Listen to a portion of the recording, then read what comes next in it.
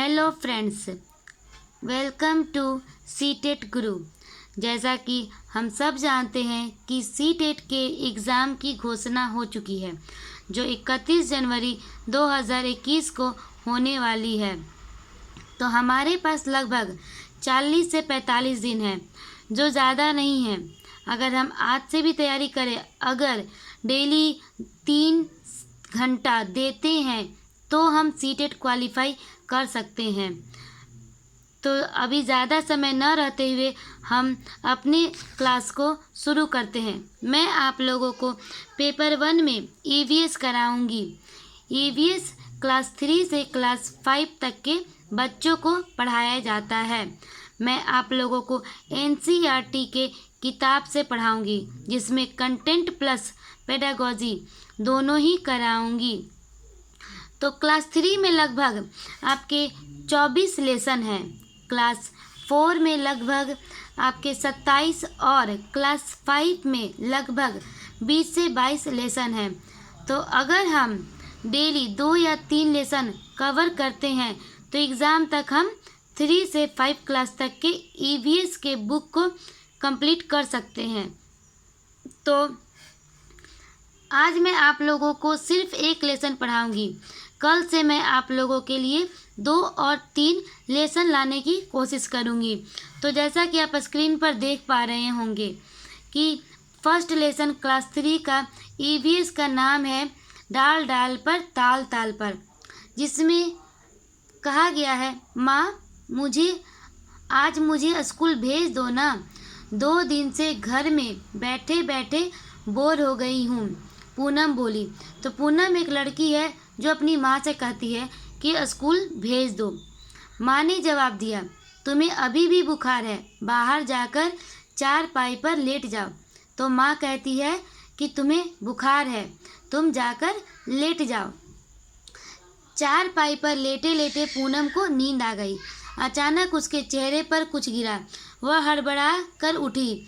उसने अपनी गाल पर हाथ लगाया। उफ, यह किसकी शरारत है, कबूतर की या कौवे की? कौवे की ही लगती है। तो यहाँ पे आप देखें कि यहाँ पे पेड़ है, जिसमें बहुत सारे पक्षी और जानवर बैठे हैं, जिसमें कबूतर, कौवा, गिलहरी, बंदर, मैना है। तो हमेशा यहाँ से याद रखिएगा कि यह क्वेश्चन आ सकता है कि कौन सा ऐसा जानवर है जो पेड़ की सबसे ऊंची डाल पर अपना घोंसला बनाती है। तो वह है कौवा, क्योंकि कबूतर हमेशा अपना घोंसला घरों या घरों की छज्जों पर बनाती है। वह कभी भी अपना घोंसला पेड़ की ऊंची डाल पर नहीं बनाती है। तो यह निकला हमारा कंटेंट। और यहाँ पे पेडागॉजी यह निकला, बच्चे अपने आसपास के लोगों और चीज़ों को देखकर समझकर बहुत कुछ सीखते हैं। इस अध्याय से भी कक्षा के बाहर की दुनिया का अवलोकन करवाया जाए। कक्षा में बैठकर केवल पढ़ा ना जाए, यानी कि हम बच्चों को जितना ज़्यादा बाहर की दुनिया से, रियल लाइफ से जोड़ पाएंगे, बच्चे उतना ही ज़्यादा अच्छे से चीज़ों को समझ पाएंगे।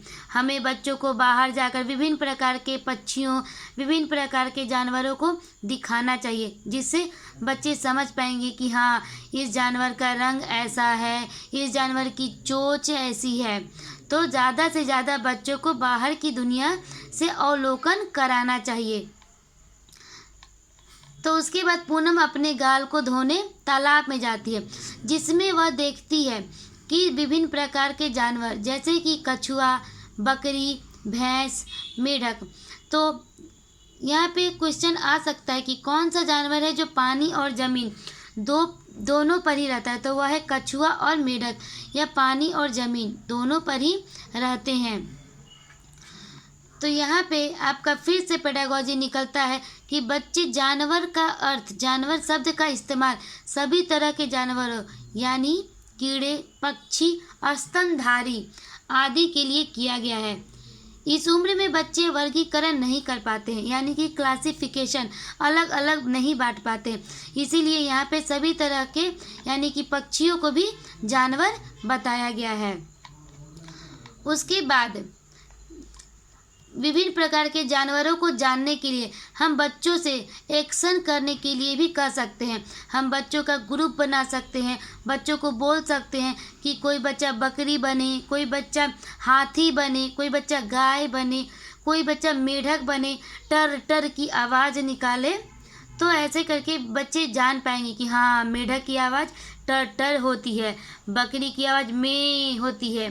तो हमें बच्चों को विभिन्न प्रकार के जानवरों का रोल करने के लिए कह सकते हैं। यहाँ पे देख सकते हैं कि कुछ ऐसे जानवर हैं जो उड़ते हैं। तो हम जानते हैं कि लगभग सारे पक्षी उड़ते हैं। कौवा, कोयल, कबूतर सभी उड़ते हैं, रेंगते हैं। तो रेंगते हैं सांप, केचुआ ऐसा जानवर है जो रेंगता है। मतलब केचुआ एक ऐसा जानवर है जो बारिश के बाद दिखाई देता है। यहाँ पे क्वेश्चन आ सकता है कि कौन सा ऐसा जानवर है जो बारिश के बाद दिखाई देता है। तो वह केचुआ, अर्थवर्म, वह बारिश के बाद दिखाई देता है और वह मिट्टी में हवा भरता है जिससे मिट्टी उपजाऊ बनती है, जो कृषि के लिए अच्छा होता है।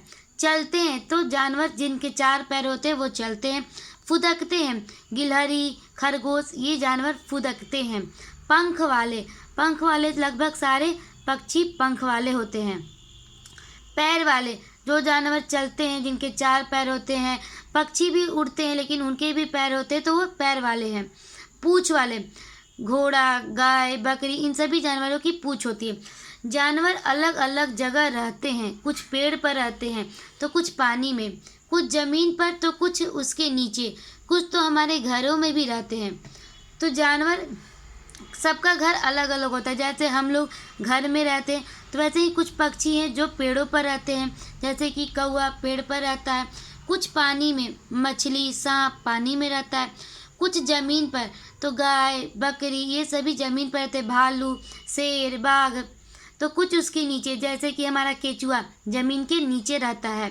कुछ तो हमारे घरों में, जैसे गाय, बकरी, कुत्ता इन सभी को हम पालते हैं तो ये हमारे घरों में भी रहते हैं। छिपकली ये भी हमारे घरों में ही रहती है छुपकर।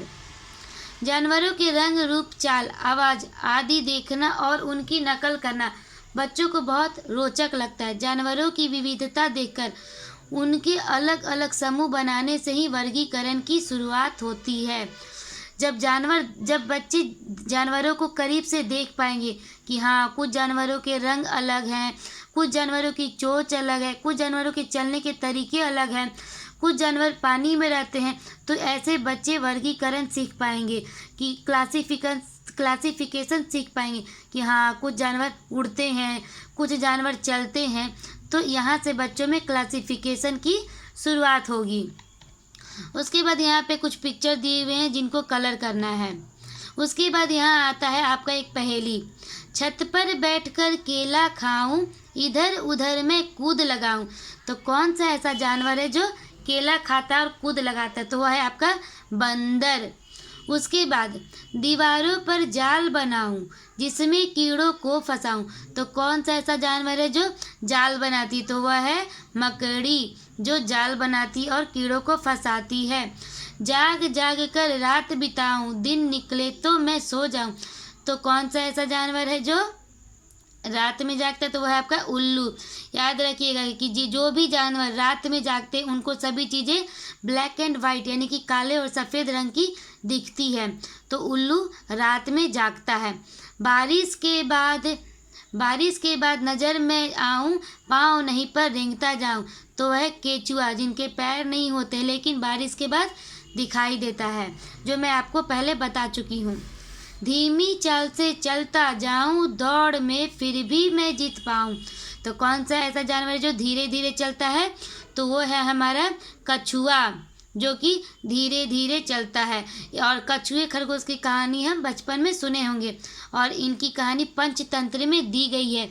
तो यहाँ पे आपका आ सकता है क्वेश्चन कि कौन सा ऐसा कहानी है जो पंचतंत्र की किताब में दी गई है? तो वह है खरगोश और कछुए की, जिसमें कछुआ धीमी चाल चल के जीत जाता है। और यहाँ पे कुछ ऐसे पिक्चर बने हुए हैं जैसे कि तितली, मोर, तोता, जो बच्चों ने अपने उंगलियों से बनाए। जैसे कि कुछ बच्चों की उंगलियों के निशान है।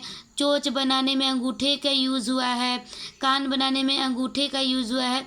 तो बच्चे अपनी उंगलियों के द्वारा यहाँ बनाएं, जिससे बच्चों में सृजनात्मकता आएगी। जैसे कि यहाँ पे आपका पेडागोजी निकल सकता है। बच्चों को सृजनात्मक गतिविधियाँ जैसे उंगलियों और अंगूठों पर रंग लगाकर चित्र बनाना अच्छा लगता है। उन्हें अपनी इच्छा से अलग अलग तरह के डिज़ाइन बनाने के लिए प्रोत्साहित करें। तो टीचर को यहाँ चाहिए कि बच्चों को बोलें विभिन्न प्रकार के अपनी उंगलियों अंगूठों का इस्तेमाल करते हुए डिज़ाइन बनाने के लिए, कुछ बर्ड्स के, कुछ एनिमल्स के डिज़ाइन बनाने के लिए, जिसमें बच्चे हैप्पी तो होंगे, फील अच्छा करेंगे और उनको एक्टिविटी करने में भी मज़ा आएगा, प्लस वो सीखेंगे भी। उसके बाद है यहाँ पे कुछ चित्र दिए हुए जिनको काट करके एक्टिविटी के थ्रू बच्चों को सिखाया गया कि ऐसे पेज को काटो, ऐसे मोड़ो तो यह पिक्चर बनता है। तो इन सभी चीज़ों को करने के लिए बच्चों को हमेशा टीचर को प्रोत्साहित करना चाहिए, मोटिवेट करना चाहिए, उनको इनकरेज करना चाहिए। वे जानवरों को ध्यान से देखें और अपने मन से चित्र बनाएं। समूह में चित्र बनाने में बच्चों को सहायता की आवश्यकता हो सकती है और बच्चों को हमें ग्रुप एक्टिविटी करने के लिए देना चाहिए, जिससे वह अच्छे से समझ पाएंगे।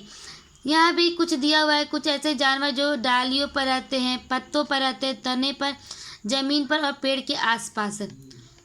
तो विभिन्न प्रकार की एक्टिविटी हम लोगों को बच्चों को देने चाहिए और बच्चों को सेंसिटिविटी के साथ, संवेदनशीलता के साथ जानवरों के बारे में बताना चाहिए, ताकि बच्चे उसे अपनी लाइफ के साथ जोड़ सके कि हाँ, यह जानवर है, वो हमारी तरह ही है, हमें भी उनका केयर करना चाहिए। और कुछ हम लोग ऐसे भी एक्टिविटी दे सकते हैं बच्चों को। यहाँ पे जैसे पज़ल दिया गया है मोर का, जिसमें बच्चे पज़ल अरेंज करके मोर का पिक्चर बना हुआ है, जिससे बच्चे ब्रेन स्टॉर्मिंग होगा बच्चों में, बच्चे एक्टिविटी करके सीखेंगे। जो चैलेंजेस तो होंगे, लेकिन उनको सीखने से बच्चों में एक तो बहुत अच्छा फील करेंगे, बहुत हैप्पी होगा और उनके लिए यह ब्रेन स्टॉर्मिंग का भी काम करेगा।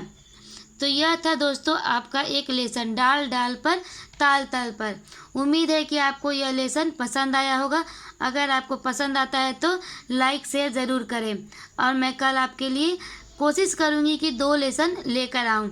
अगर आपके कोई डाउट्स हो तो कमेंट सेक्शन में दे दीजिएगा। ठीक है, फिर गुड नाइट, बाय।